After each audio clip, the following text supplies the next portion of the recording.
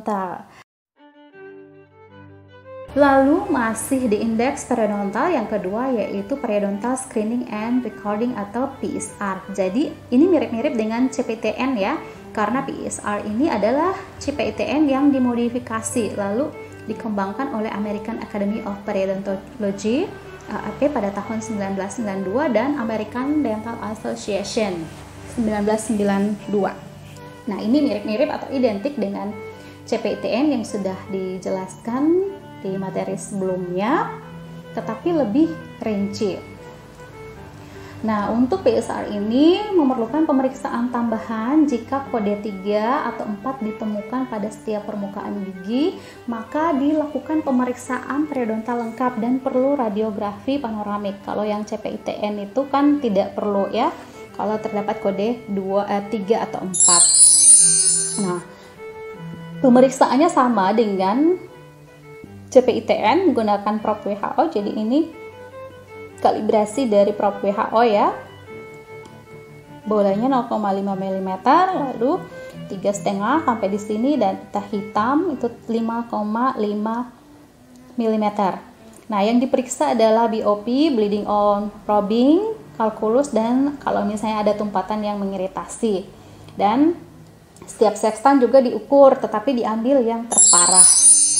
Nah, ini juga kriteria penilaiannya sama dengan indeks CPITN ya. Kode 0 sehat, ini contoh keadaan gingiva dari kode 0 atau sehat. Kemudian terdapat perdarahan setelah probing, kode 1. Jadi ini propnya kita masukkan dengan tekanan yang ringan, jangan terlalu keras karena kalau terlalu keras kita bisa merusak attach gingiva dan justru terdorong ke dalam makin dalam ya. Sulkusnya makin dalam, poketnya. Jadi kita memberikan tekanan ringan dan kita masukkan sejajar dengan as gigi. Jadi kita tidak masukkan secara miring ya atau diagonal. Kira-kira kalau kita tes dengan menggunakan, kita masukkan di celah antara kuku, itu kalau sudah putih berarti sudah cukup tekanannya ya. Nah, setelah itu, kalau kode 2 itu terdapat kalkulus supra atau subgingiva di atas gingiva atau di bawah atau di dalam gingiva. Lalu kode 3 terdapat pocket dengan kedalaman 4 sampai 5 mm. Jadi kalau garisnya ini masih kelihatan ya yang warna hitam, berarti itu kan belum melebihi 5,5 mm, 5,5 mm. Jadi masuk di kode 3 terdapat pocket dengan kedalaman 4,5 mm.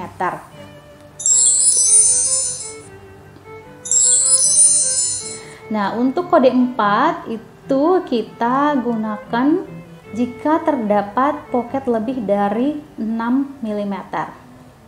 Jadi ini propnya sudah tidak ada lagi tanda yang berwarna hitam, berarti sudah masuk lebih dari 6 mm. Nah, ini kalau misalnya kita mau ngeprop ya, probing, melakukan probing pada pocket sulcus gingiva, kita masukkan dengan tekanan ringan. Lalu kalau kita mau periksa di bagian mid facial di sini ya, itu kita angkat sedikit propnya sekitar 1-2 mm, lalu kita pindahkan ke bagian mid facial. Kita angkat sedikit tapi tidak sampai keluar semua ini propnya, jadi masih tetap di dalam, tetapi kita angkat sedikit baru kita jalankan ke daerah mid facial. Jangan diseret, digeser ya propnya, karena itu bisa merusak perlekatan. Jadi kita angkat sedikit 1-2 mm lalu kita geser, walking stroke caranya ya, ngeprop. Nah, kalau CPITN tadi itu cuma sampai 4, tetapi kalau PSR ada tambahan ya, kalau ada keterlibatan furkasi pada gigi yang akarnya lebih dari 2 ya. Jadi di situ ada furkasi, bifurkasi kah atau trifurkasi.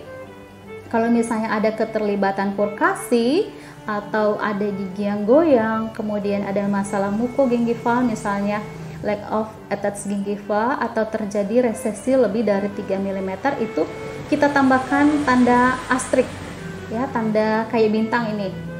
Jadi misalnya seperti ini ya, contoh hasil pengukuran PSR-nya. Nah, ini sextan 1 diberi kode 4, berarti terdapat pocket lebih dari 6 mm dan ada keadaan salah satunya ini.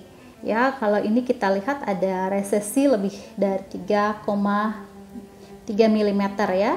Kita ukur dari C edge sampai ke margin gingivanya sekitar 3 mm.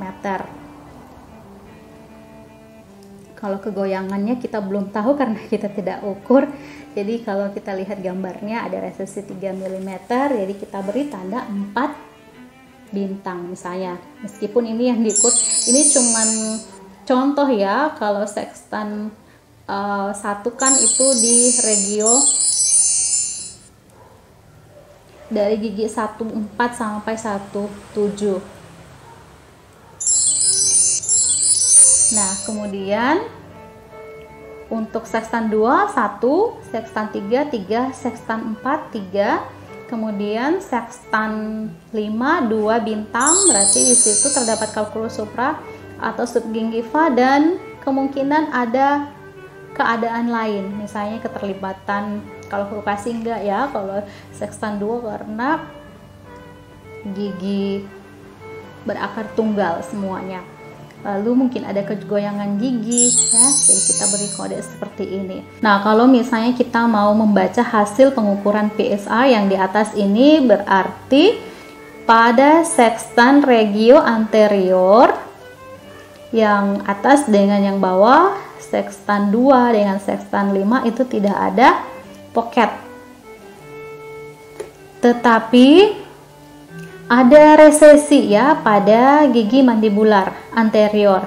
Ini dia sextan yang 2 astrip tanda bintang, sedangkan terjadi pocket sampai dengan 5 mm pada sextan 3 4 dan juga 6. Nah, sextan 1 ada keterlibatan purkasi dan pocket sedalam 7 mm. Jadi ini contoh hasil pengukuran PSA. Nah, untuk kebutuhan perawatannya seperti ini, lebih detail dibandingkan CPITN. Untuk skor 0 itu adalah tindakan pencegahan, skor 1 oral hygiene, skor 0 ya di atas, skor 1 oral hygiene instruction, kemudian pembersihan plaque dan juga debris. Lalu skor 2 oral hygiene instruction sama dengan yang skor 1, lalu ditambah dengan pembersihan karang gigi dan subgingival plaque. Skor 3 sama seperti kode 2 ditambah dengan pemeriksaan periodontal lengkap dan radiografi, dan kemungkinan harus dirujuk ke spesialis. Nah, ini tadi penjelasannya ya.